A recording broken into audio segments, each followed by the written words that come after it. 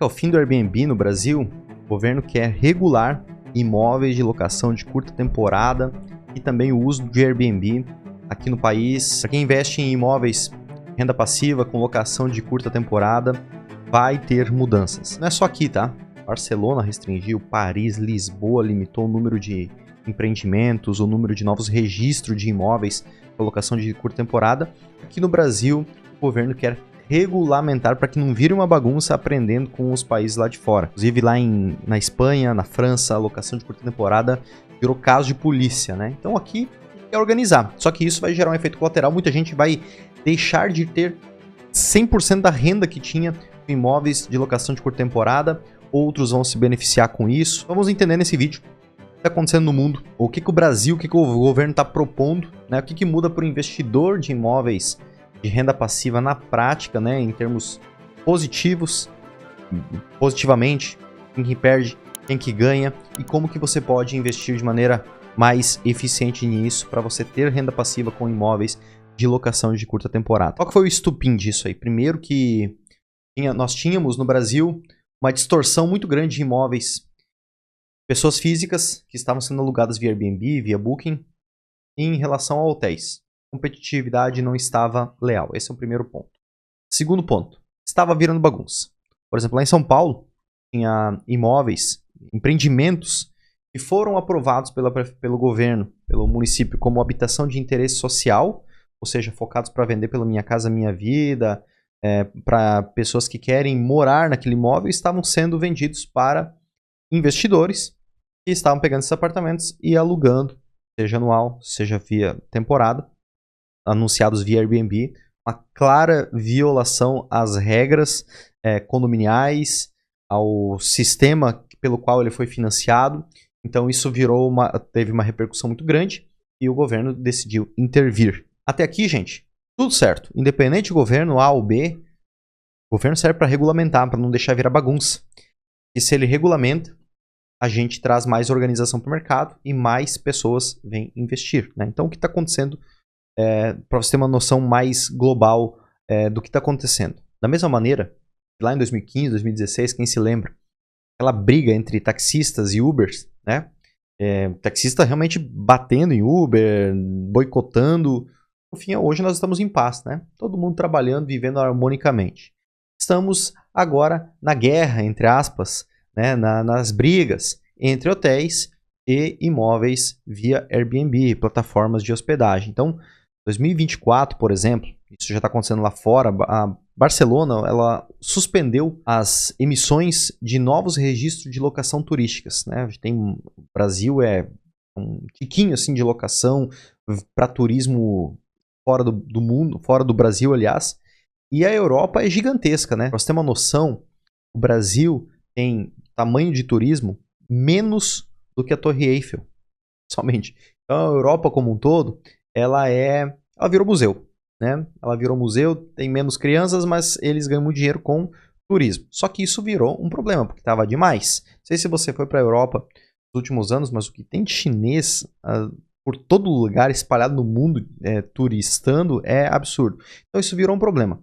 E por conta disso, a cidade de Barcelona, ela bloqueou emissões de novas locações turísticas e também anunciou que não vai renovar mais de 10 mil registros existentes quando eles vencerem. Ou seja, quem estava alugando ali no centro da cidade para Airbnb, Booking, para turismo de curta temporada, vai deixar de poder fazer isso aí. Então a cidade decidiu que o problema habitacional lá da cidade, da população local, né, o problema das pessoas, dos espanhóis, de quem mora em Barcelona, é mais urgente, é mais importante do que o turismo de apartamento.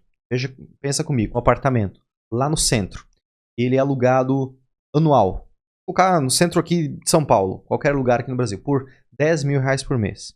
É bem interessante. Ele, se colocar na plataforma de Airbnb, ele consegue 700, 800, às vezes R$1.000, R$1.000 por diária. Uma vacância aí de 50% ainda. Só aluga metade do mês. Ele ganha 15 mil reais por mês. É um aumento de receita em 50%. Estou sendo bem conservador. Mas dá para ter uma renda bem maior. Não turismo somente de passeio, mas também turismo de negócios.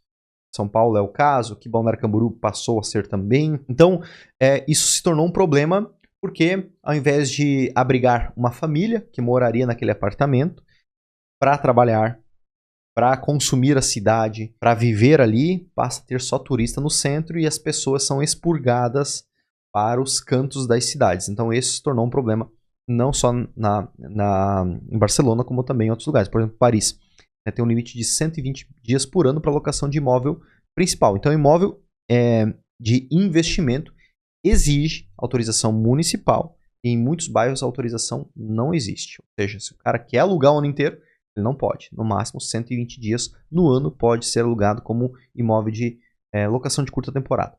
Outro caso, para a gente finalizar aqui. Lisboa. Né?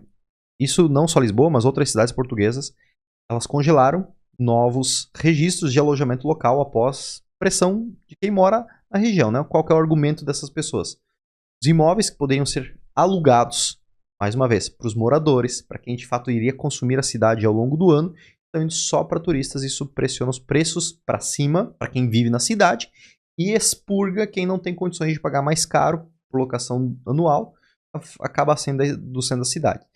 Quando eu fui para Florença, Aline e eu fomos 2 vezes para Florença. De fato, o centro da cidade, ninguém mora. Ninguém mora no centro da cidade. É tudo muito bonito, mas ninguém mora lá. A gente falou com um pessoal local, né? A gente estava lá na ponte, trocando uma ideia, e tinha um público local. Falou, não, a gente não mora aqui. A gente mora lá, a gente vem visitar aqui no centro, vem fazer negócio aqui, mas nós moramos longe daqui. Moram em outros bairros mais afastados. Então, é um padrão global, tá? Todo lugar do Brasil, em todo lugar do mundo. Quando o mercado de curta temporada ele cresce sem regra, né, começa a competir com a moradia, e aí a reação política e também da população é inevitável. Isso precisa de regulamentação. Até aqui está tudo certo, é por isso que o Brasil está propondo isso. O que o Brasil, no final, o que o governo está propondo? Primeiro, cadastro imobiliário, né, um cadastro obrigatório dessas unidades que vão ser anunciadas via plataformas de locação de curta temporada, Airbnb, Booking, basicamente. Vai precisar de um registro formal dessas unidades, similar ao que já existe lá em Portugal, na Espanha, então eles vão copiar e colar aqui para o Brasil. Isso traz para o nosso mercado local, dentro de um sistema, rastreabilidade, responsabilidade, organização. Isso é um grande benefício. Segundo ponto, regras de convivência condominial. Como que ele vai usar aquele empreendimento? Porque afinal ele tem moradores, tem proprietários, tem inquilinos de longa temporada e também tem as pessoas que só vão passar um final de semana.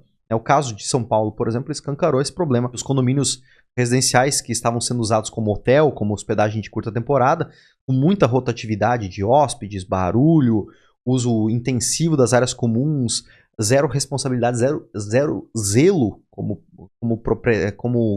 usuário ao longo do tempo, né? Escancarou que a regulamentação deve dar mais poder aos síndicos, nas assembleias também, para restringir ou regulamentar esse uso. Dá um exemplo agora do Distinto.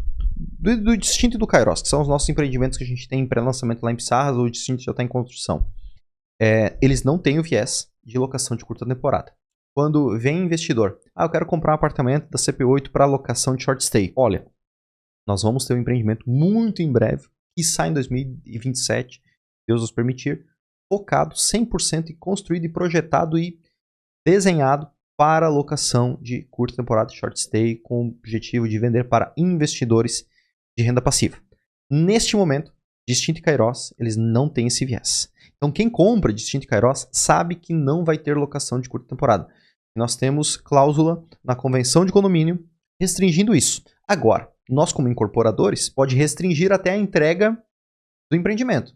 Aí quando houver a primeira assembleia dos condôminos, o qual a CP8 não vai mais ter nenhuma unidade no prédio, os condôminos, com a grande maioria, se eu não me engano, decisões como essa precisam de um quórum de 2/3, né, ou seja, 66% das unidades ou mais, para tomar essa decisão. E eles podem simplesmente, essa regra aqui de não poder locar para imóveis, para locação de curta temporada, vão vetar isso aqui e vai deixar de existir. E aí eles podem fazer essa alteração sem problema nenhum. Só que, como o empreendimento foi vendido já para pessoas com viés ou de revenda ou de uso, provavelmente não vai ter uma transição tão grande ao longo de um período para promover uma mudança na convenção de condomínio. E cada vez mais, né, os síndicos, as assembleias vão ter poder para vetar isso. Não pode, não queremos mais, queremos ter só moradores. Outra mudança também no Brasil. Isso já foi tema de outros vídeos que nós fizemos aqui.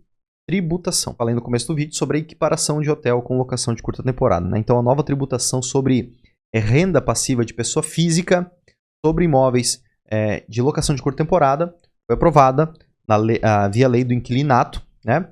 E já está em atuação.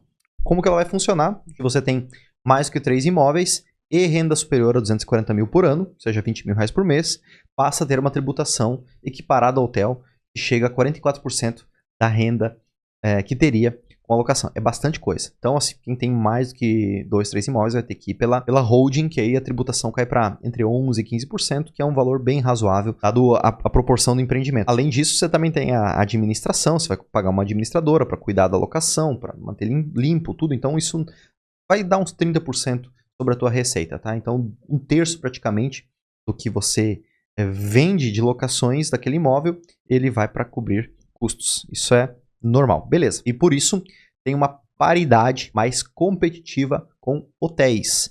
E esse é o ponto central, né? Hotéis pagam ISS, que é Imposto sobre Serviços, que é Imposto Municipal, tem registro no Ministério do Turismo, na Associação AVCB, tem infraestrutura regulamentada, tá? Tem infraestrutura do jeito que tem que acontecer. O apartamento anunciado no Airbnb, ele não tem nada disso, cobrava menos justamente porque o custo de operação e de tributação era menor. Então agora há uma equiparação a nível hoteleiro, justamente para ser mais justo com os hotéis. E muda para você, que é investidor na prática, né? Negativamente, o custo tributário aumenta sobre a renda da locação, você vai ter esse problema. Segundo ponto, cadastro, adequação às novas regras, exige tempo, burocracia, então você vai ter que passar para alguém da sua equipe. Se você não tem equipe, é você mesmo que você vai fazer, né? Em alguns condomínios, das quais talvez você já tenha imóveis de locação, sem vocação turística, sem ter sido construído e projetado para isso, a atividade pode ser regulamentada pela Assembleia e você pode deixar de ter a renda passiva daqueles imóveis, tá? Então isso é um ponto bem delicado para quem tem imóveis com esse viés, já tem há muito tempo. O que mais que pode ser negativo? Tá? Um investidor que opera de forma improvisada, sem cadastro, sem nota fiscal, sem estrutura, não vai mais ter espaço para isso. Gradativamente não vai ter, ainda dá, mas gradativamente isso vai deixar de existir. O proprietário também que comprou um imóvel residencial comum, esperando um retorno de hotel, isso vai deixar de existir, mas também tem pontos muito positivos aqui. Clareza para planejar, né? Com a regra bem definida, você sabe quais são as regras do jogo, é possível calcular um retorno com maior previsibilidade, estruturar uma operação, uma decisão com mais segurança. Você tem uma valorização do produto especializado em locação de curta temporada, que é o projeto que a CPOI tem provavelmente para o próximo ano, quiçá dentro de 2 anos, para alocação de curta temporada, porque essa regulação ela exige cadastro, adequação. Então, quem está no empreendimento desenhado para curta temporada, com CNPJ tudo organizadinho, estrutura operacional, alvará, isso vai favorecer muito essas pessoas, porque tudo vai estar bem alinhado. Outra coisa, o profissionalismo vai fazer com que vai ser expurgado a saída de operadores amadores. Ou os amadores, quem está administrando a locação,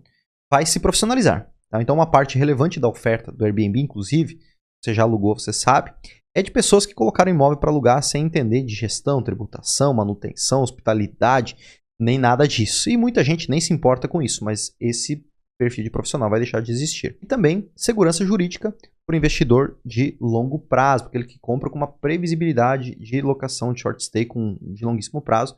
Então o mercado regulado é um mercado com maior previsibilidade, mais fácil de captar sócio, mais fácil de financiar o empreendimento, projetar retorno. Quando as regras existem, isso é bom para o corretor, isso é bom para o incorporador, isso é bom para o investidor, né? Todo mundo se beneficia. O mercado ganha com credibilidade, com previsibilidade, atração de capital, de banco, de investidores, de fundos. A regulação, né, faz com que a curta temporada pare de ser qualquer um com um apartamento no Airbnb e se torne realmente mais profissional, produto adequado, pensado para isso. Todo mundo sai ganhando. Locatário, locador, investidor, todo mundo. Qual que é a minha leitura sobre isso, tá? É super positiva. A gente pode... Quero saber a tua opinião, mas a minha opinião é que, naturalmente, tudo que cresce precisa de uma organização. E o governo ele está aí para fazer a regulamentação, para organizar isso, né? Então a gente já está vendo isso lá fora, vai acontecer aqui no Brasil também. E cidades que estão crescendo muito com locação de curta temporada, você vai poder falar algumas aí na sua região, mas eu vou falar umas aqui na minha. Por exemplo, Balneário Camboriú, agora com centro de convenções, está tendo locação durante o ano todo. Aqui do lado, onde eu estou investindo junto com a CP8, em Balneário Pissarras, está pertinho do Beto Carreiro, 3 milhões de turistas ano, precisa de organização, senão a cidade vai virar um caos. Então precisa crescer de maneira organizada. Vejo super positivo isso. Inclusive, né, mais uma vez, dentro de 12, 24 meses, nós vamos lançar algum projeto focado para investidores com locação de curta temporada. Pensado, nós já estamos pensando agora nesse projeto, com todos os detalhes. É um planejamento longo, aprovações longas, tudo para que o negócio seja de longuíssimo prazo de rentabilidade positiva para os investidores. Então, se você quer participar desse projeto, ou talvez quer algo antes, nós estamos no pré-lançamento do Kairos agora, lá em Pissarras, para você investir em imóveis na planta. Entrada a partir de R$55 mil, você já consegue investir junto comigo com a CP8, parcelas de R$2.900, R$3.000 por mês, você consegue já surfar a valorização nesses próximos anos junto comigo com a CP8. O que você tem a fazer a aplicação no link que está aparecendo aqui na sua descrição e falar com um especialista. Um grande abraço, até mais.